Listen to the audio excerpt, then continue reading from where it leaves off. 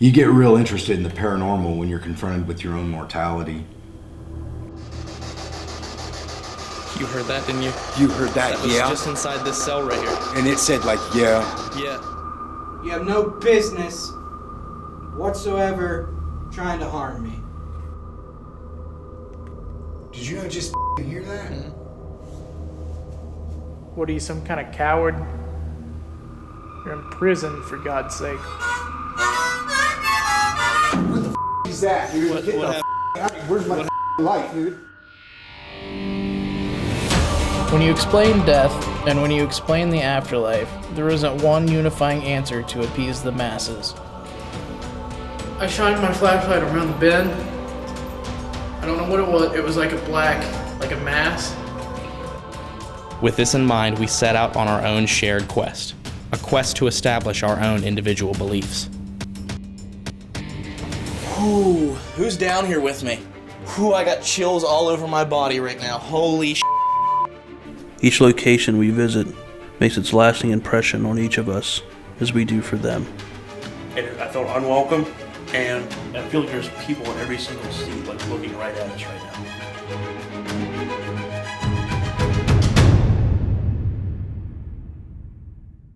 It's behind these walls where the most serious offenders in the state of West Virginia were incarcerated. With a dark and violent history that includes 998 documented deaths that ranged from murder, suicide, disease, and state-ordered executions, the West Virginia Penitentiary is by far one of the most haunted places in the country. And some of the officers that were employed here witnessed terrible things. Probably the most gruesome one I saw was the Yakubik killing, where they took a 25-pound weight plate, they buried it in his forehead, and the top of his head exploded, scattering his brains all over the grounds out here. Some men were pushed to the brink of murder. I mean, I never had really killing in my heart. Just really, I'm gonna kill this guy. Yeah. I'm gonna take him out. I could actually hear that bucket bell going through him and it hitting the concrete. I was gonna throw the spick and span in his face, put his eyes out, and it was over. And even today, paranormal investigators experience strange and unusual things. It was coming through the left side of the wall, the narrow wall at the cafeteria door. Okay. And was it walked towards you down this small hallway? Yes, it did. We returned yet again on the anniversary of the 1986 prison riot, where 52 hours of hell saw 3 inmates slaughtered, 16 officers taken hostage, and chaos and mayhem that caused fear that still lingers in these halls to this day. While our goal is always to capture paranormal evidence, tonight we have a more important goal that takes precedence. Okay.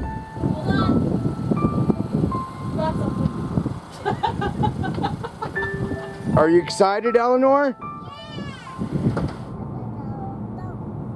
So I'm Russ Stone, and I came up from Boone, North Carolina. I do have an illness that's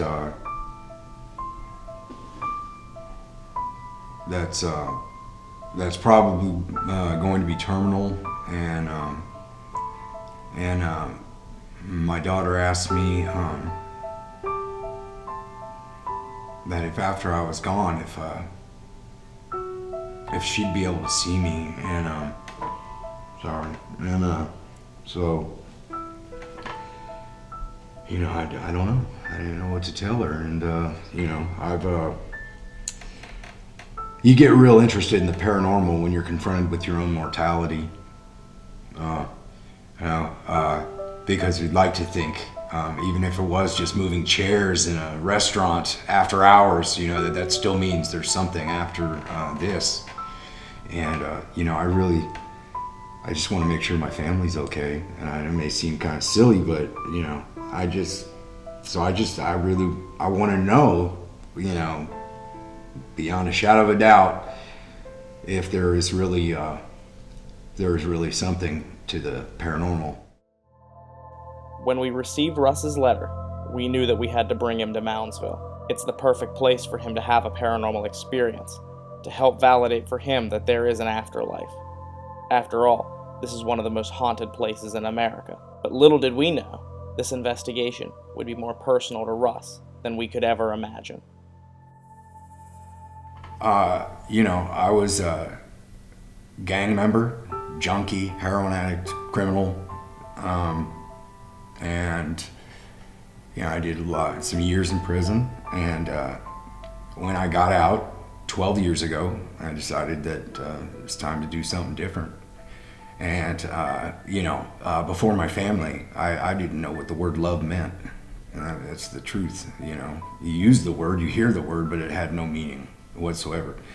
Because you can't love yourself, you can't love anybody else, and the people I ran with, there is no love, And so what they mean to me, they've shown me what love is. My mother-in-law is like my mom. She's the first mom I've ever had, They loved me until I could love myself. That's what really happened.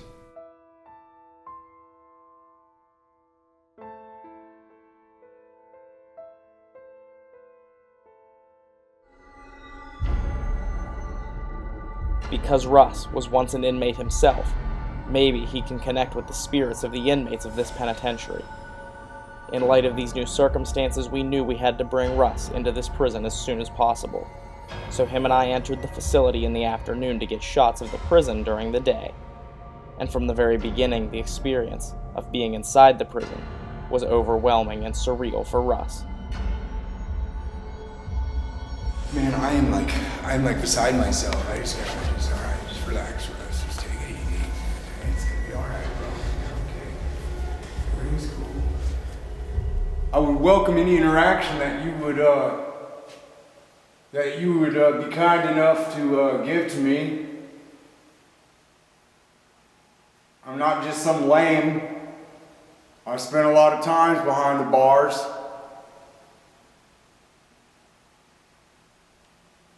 I was never a punk. Come to you with respect, but I would sure enjoy any kind of interactions. It wasn't only the memories that haunted Russ from the very beginning, because as soon as we began to walk around the prison, we began to experience paranormal activity. Yeah, it does. It sounds like someone's down there talking. Sounds like someone's down there talking, right?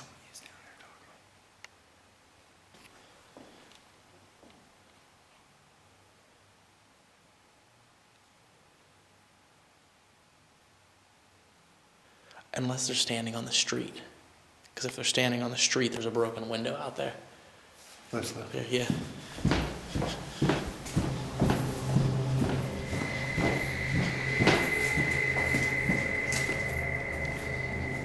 I don't see anybody. And I just heard it again, but it was behind us. Right. Did you hear it? Yeah, yeah.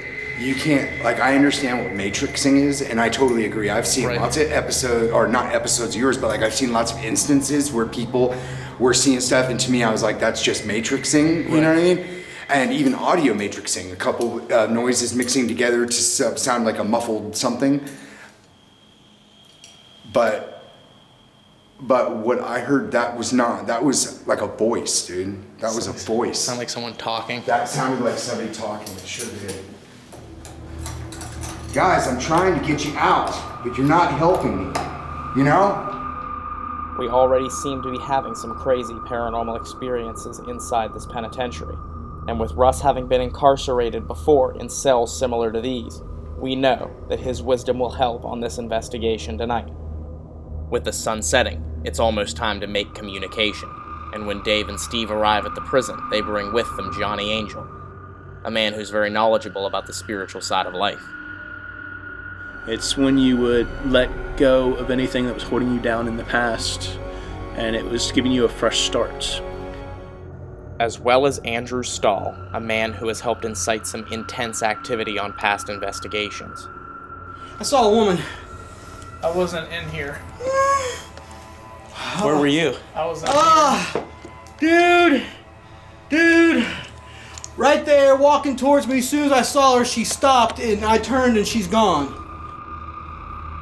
To start the night, Russ and I will split up from the rest of the group. Because we were having so much activity earlier on in the day, him and I will head to New Wall Cell Block and take the spirit box, which Russ will use to try and make communication. while Dave, Steve, Johnny, and Andrew head up to the infirmary to set up a camera pointing down the hallway, and then vacate the area to head down to the boiler room to investigate. This area is where R.D. Wall was brutally murdered back in 1979. We fire up our cameras, our digital recorders, and just like that, the 2016 Riot Night investigation is underway.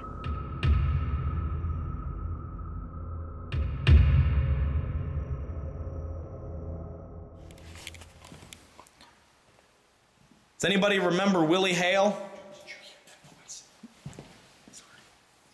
I did. You did, right? It was right before I said something. Yes. Yeah. It was up top, too. Right.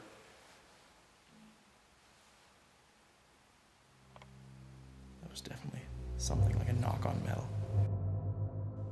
Willie Hale was an inmate that was murdered during a riot in 1973. And it seems as though using his name has incited activity. Because as Russ and I are talking about what we heard on the upper tiers, we hear and my camera picks up a disembodied humming sound.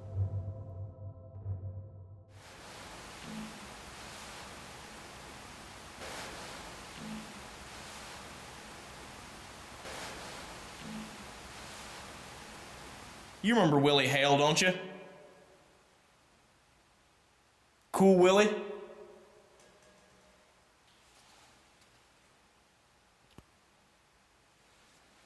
Who was it who carved up Cool Willie?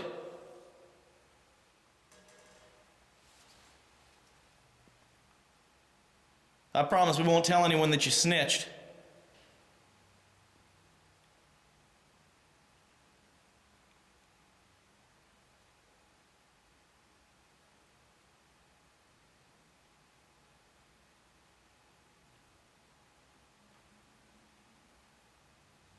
All you gotta do is give us a first name.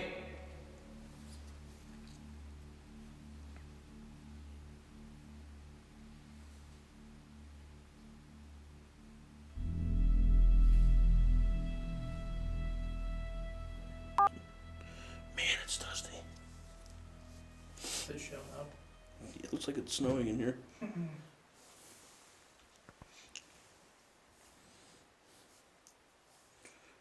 RD, are you down here? Robert Daniel Wall?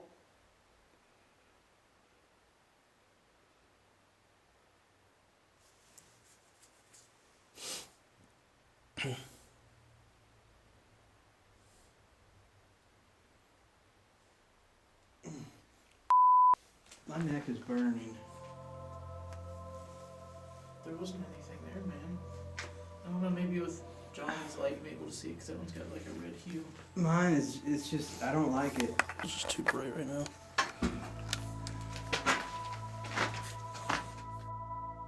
According to Andrew, as soon as he came down here into the boiler room, the side of his neck began to burn. Sometimes this burning feeling is associated with being scratched or harmed by a spirit. But when they examine Andrew's neck, they can't find any discernible marks that would lead them to believe that he is being harmed by a spirit. And after examining Andrew's neck, they continue to investigate in hopes that this activity will escalate into paranormal evidence. I'm dizzy and my neck is burning. There's nothing there. No. I didn't see anything, nothing that didn't look out of the ordinary. Whoever is oppressing Andrew here needs to stop. In the name of Jesus, I command you to stop.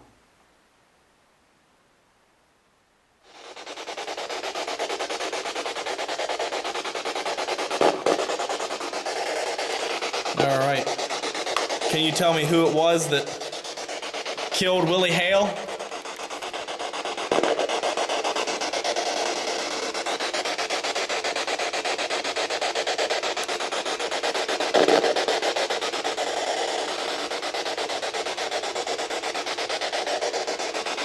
Who carved him up in 73?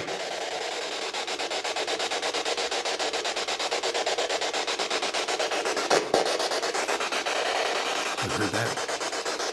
Was it?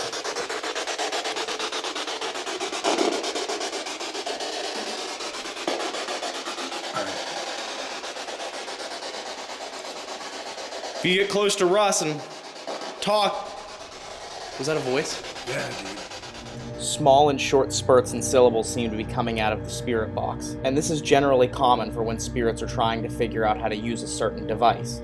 But what's shocking is that when we play back the camera's audio, we can actually hear underneath in the background speaking or singing in a more feminine or female type of voice. We had to greatly enhance the audio in order to bring this singing out to be heard, and you may need headphones in order to hear this, but take a listen and see what you hear.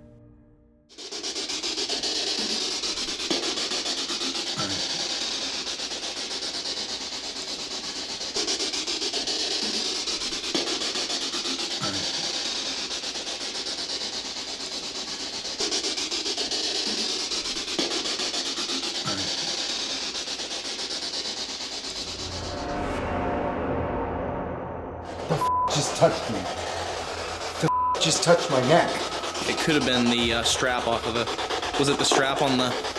Hold on. Was it the strap on the... Touched me right here, dude.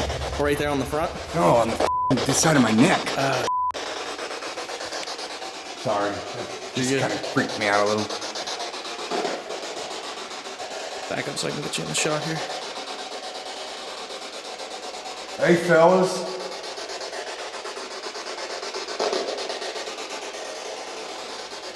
What's good? What's good, Woods?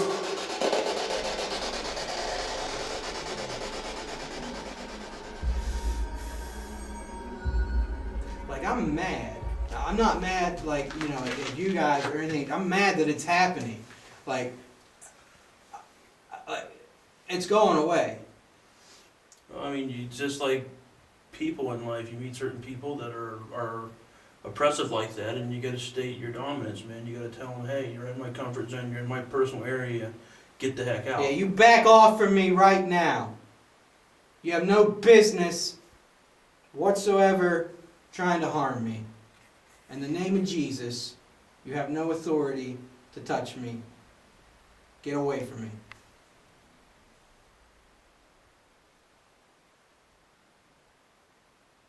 Feels cool now, like it's cooling, like it's cooling down. You know, I like if you boil water on a stove and you touch the pan after the heat's been off for a while, you can feel that it was hot, but it's cooling down. That's what it feels like right now. Right.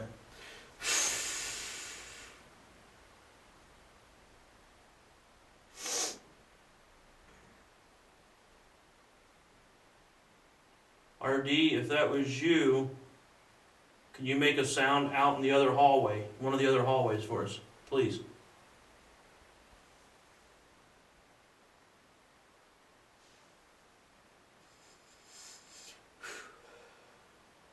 You alright? Yeah, I feel like I don't want to be down here anymore, but I'm fighting it.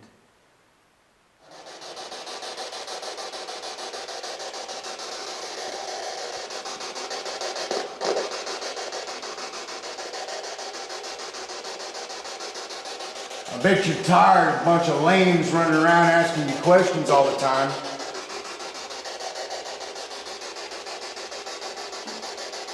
You heard that, didn't you? You heard that, That was yeah? just inside this cell right here. And it said like, yeah. Yeah.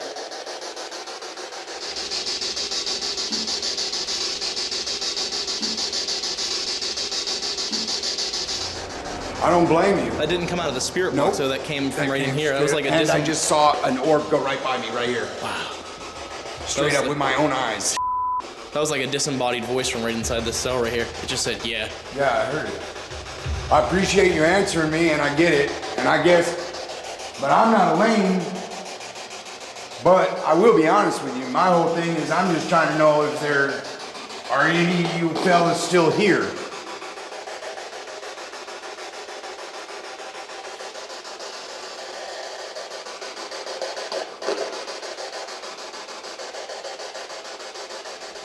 Council has the recorder running. Dave and Andrew are leaving. Sorry. What's up, buddy? Here's the extra battery for when it dies. Okay, thanks. You got 17 minutes left. I'm gonna sit on this chair right here. As you can tell, there is dust everywhere.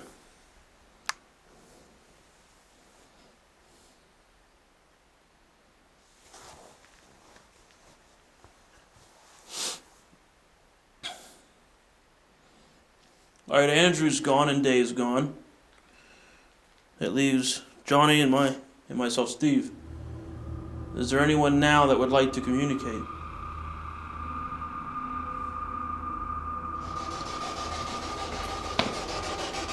you want to go up? You can go on the upper tiers, yeah, if you wanted to.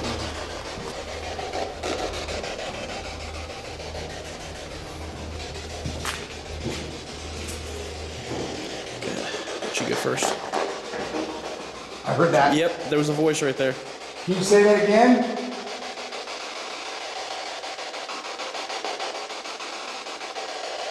Are you trying to talk through this but are unable to? If the answer is yes, will you make the lights on this light up?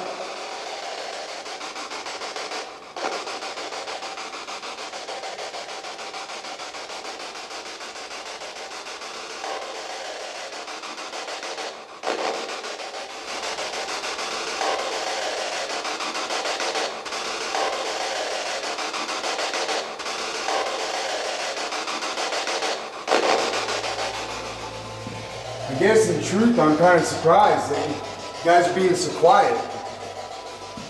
I guess I figured you'd have been a little more chatty than me. Not that I'm anything special, but just that I understand.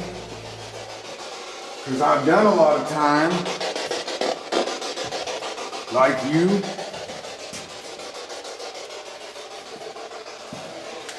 Did you hear that? I did. What did it say? Can you please say that again?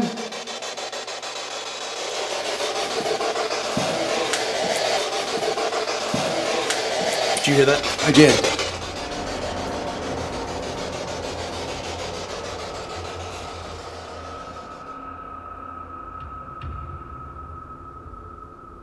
Who's walking around? What's your name?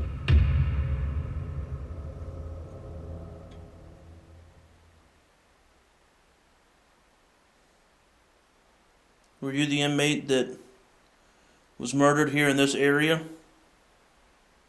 I think his name was Willie. Killed in 1973. Is it you? Robert Daniel Walls at RD? Who is it? We mean no harm, we just want to make communication with you.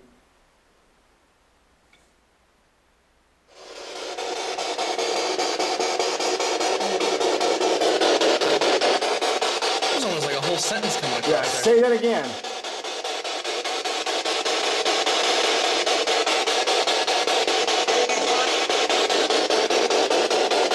What do you want? Just some conversation, to be perfectly honest, Wood. I'm not trying to disrespect anybody, I'm just looking for some conversation.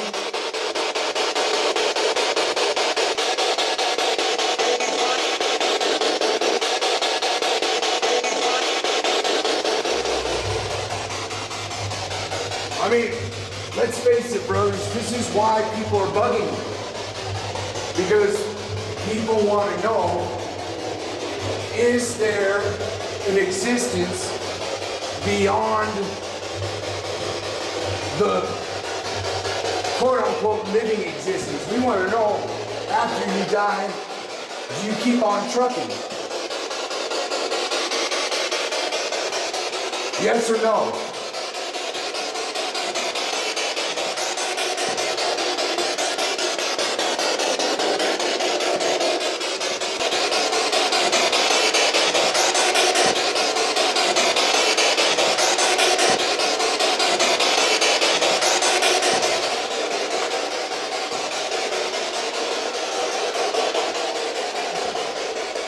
And camera's off. This camera will be turning off here because it just hit 0 minutes.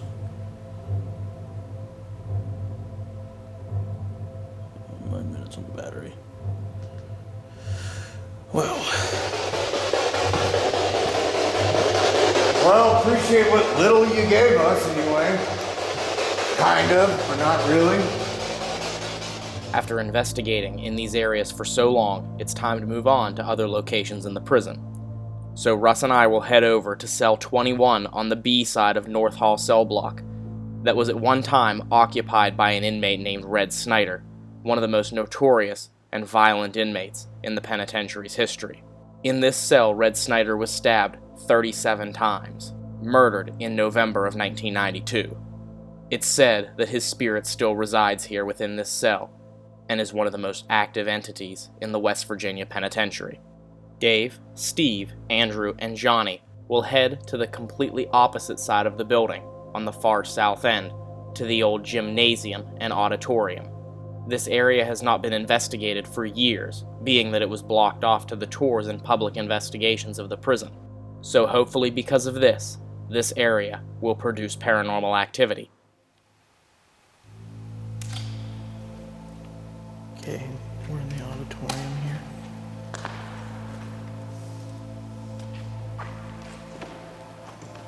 Who's boxing tonight? Anybody, who's on the card tonight for boxing?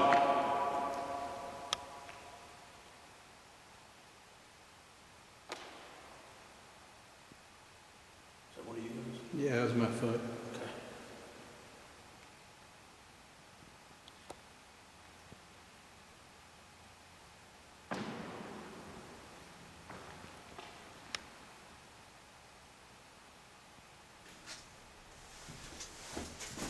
Say, Red, I was gonna play a little harmonica for you.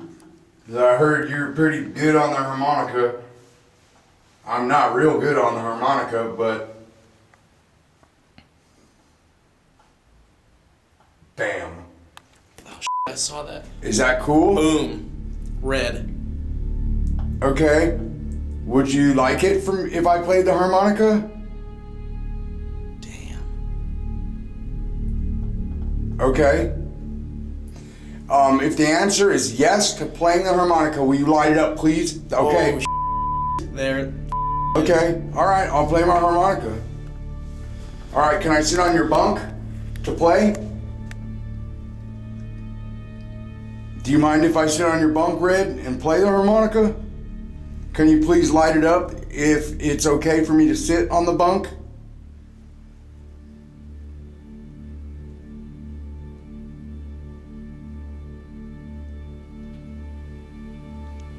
What weight class are you?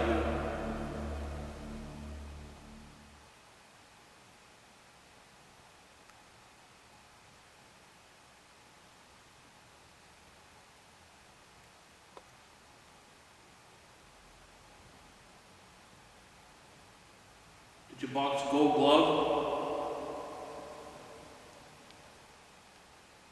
Using my left foot.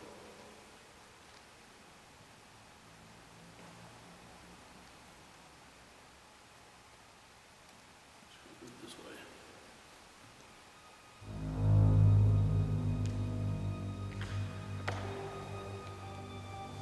All right, Red. Now, I'm not real good, but I heard you had a chilly little move that when somebody needed to be cleaned up, you would play taps to let the guards know that it was time for them to come and pick up the mess.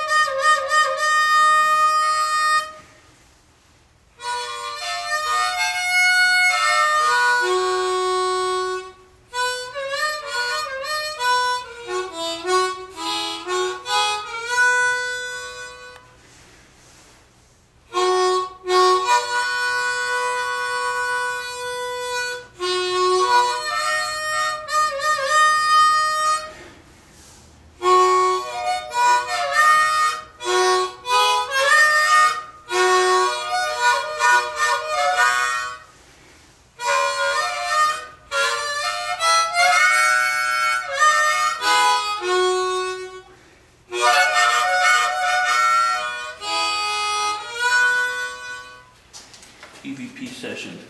Johnny, Andrew, Dave, and myself, Steve, we are in Honor Hall on the new side of the facility. Are you here now? If so, can you make a knocking sound?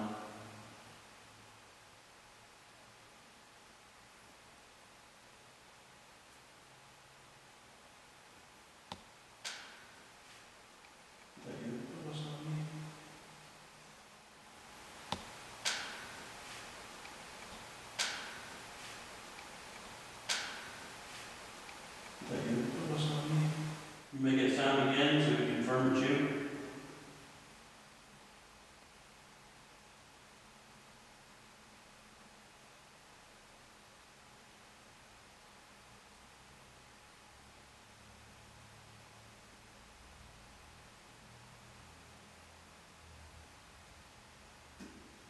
Sorry, buddy.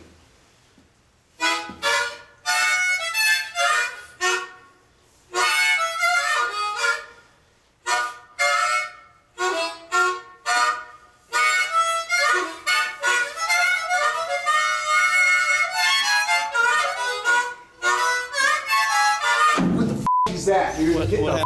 f out of here. Where's my light, dude? It's on your head. What happened? Oh, dude, there was a dark, it was darker than dark, right in front of me. Whoa.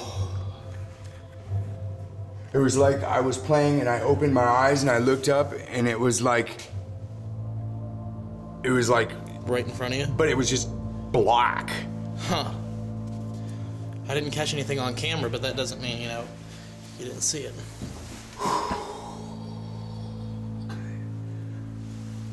Hey, Red, could you just let me know if you're even listening to this? Is there any way you can let me know?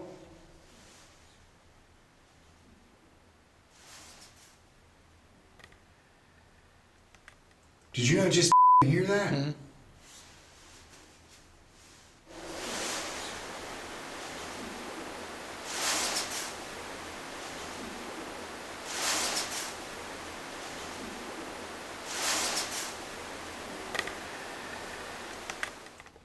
I heard that clear as day. Yeah.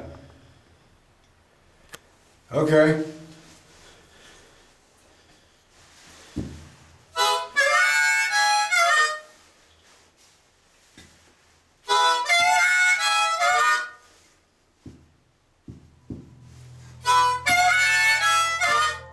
Because of the K2 spikes, Russ's personal experience of seeing a shadow in front of him, and the disembodied voice that we just captured, we can't help but believe that we are in direct contact with Red Snyder.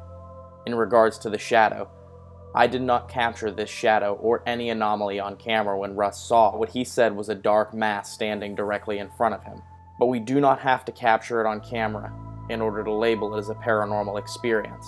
I trust that what Russ saw is what he told me, and maybe this could be Red Snyder, influencing him personally.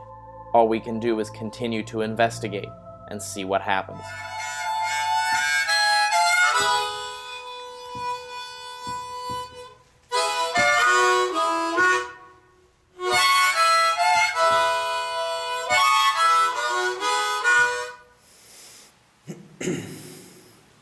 Who here misses home?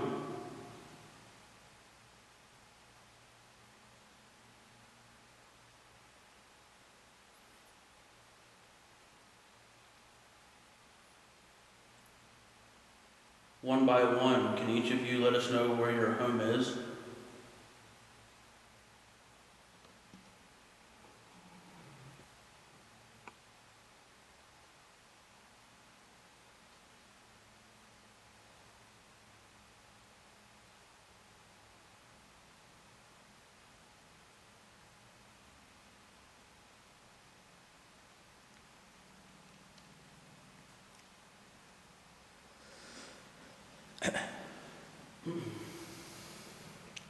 I can hear you down there making some sounds. Could you make some louder noises?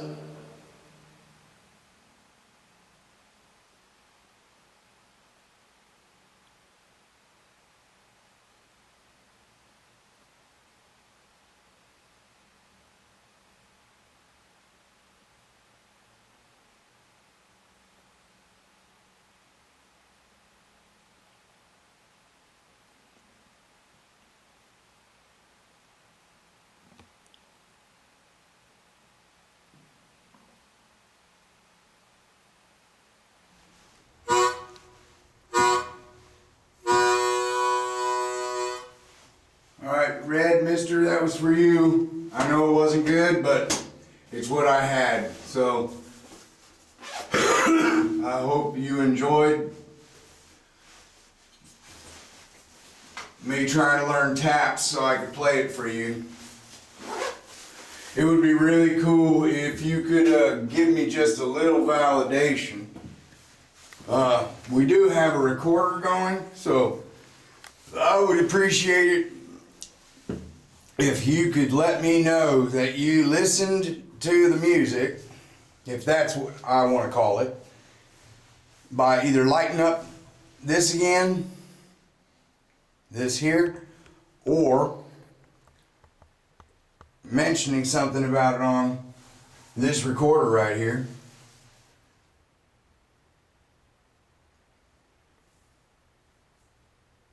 If you thought my playing was absolute and you would like it very much if I did, bam. So you thought my playing was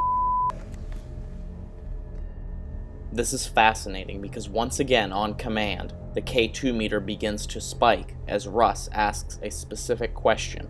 Also, we must take into consideration that the entire time Russ was playing and the K2 meter was sitting on top of the old electrical outlet, it did not spike at all. So this rules out any chance that an electrical signal is causing this K2 meter to spike, and whatever is causing the phenomena can be considered paranormal. It was weird, there was all this energy that was out, even out here. As soon as you started to play, I felt all the hair stand up all over me. Just my hair stood up, but it's gone now, it seems like. But you know, it's so frustrating because you saw. Right. Look, I mean, give me a break. There ain't right. There's going no, on. Like no live. Another thing that was, and you saw. I mean, it was like as soon as I walked in, it was pegging to red. Right. So I mean, it was lighting up. It wasn't just a quick blip. It was like holding. Right. There was starting and stopping and starting and stopping. And that takes a lot of energy to do as well. So maybe it was the fact that energy burned itself out. It was all that energy that was put forth to wanting to hear the harmonica, and then it just burned itself out.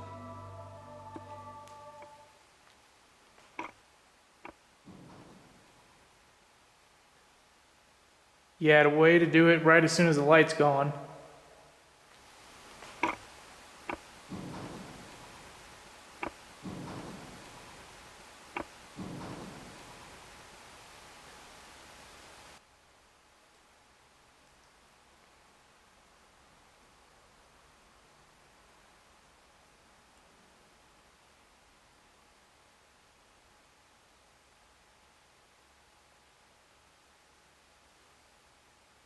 What are you, some kind of coward?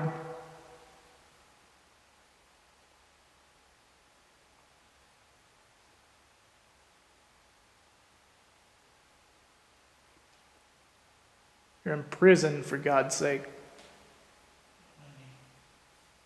That was Johnny.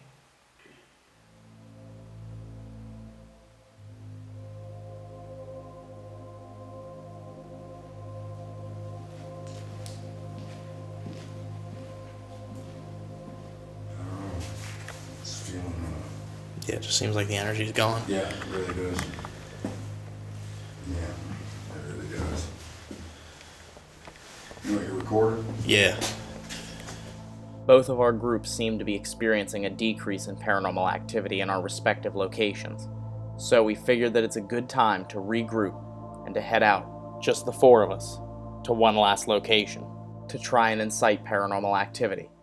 And we chose to go to a cell block called Honor Hall, where the trustee inmates were kept. And as we investigate, Russ tries everything that he can to try and incite paranormal activity, pulling out every single bit of lingo that he learned when he was incarcerated to try and familiarize himself with these spirits. Say, can anybody help me out with some coffee or a couple soups? Till my money hits my books? I'll do 2 to 1. I got my paperwork. My paperwork's clean.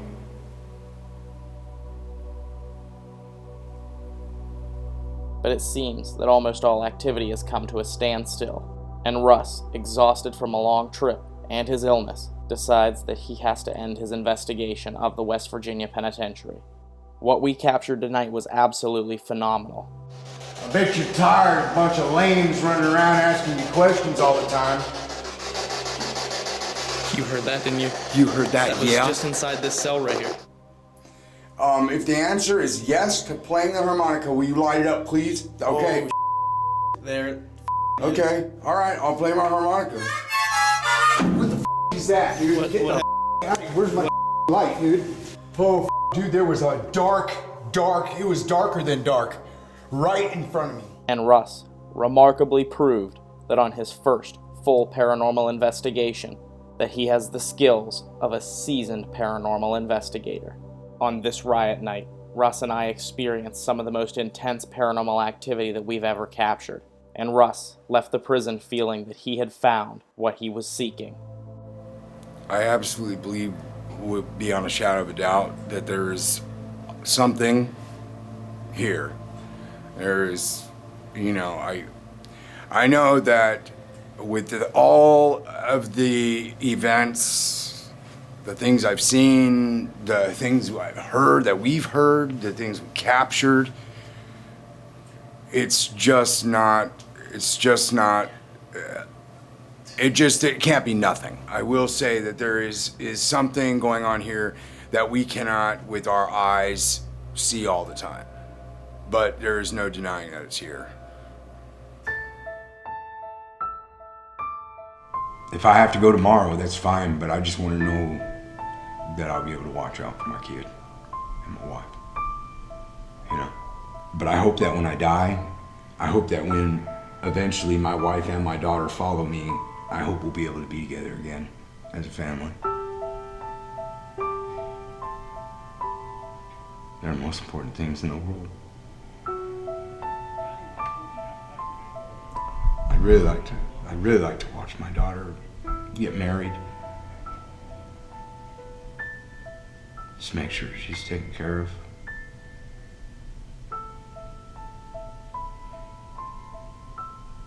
She's the greatest gift that I've ever been given. I was a selfish person before I had my daughter. I'm a very selfish man. Sorry.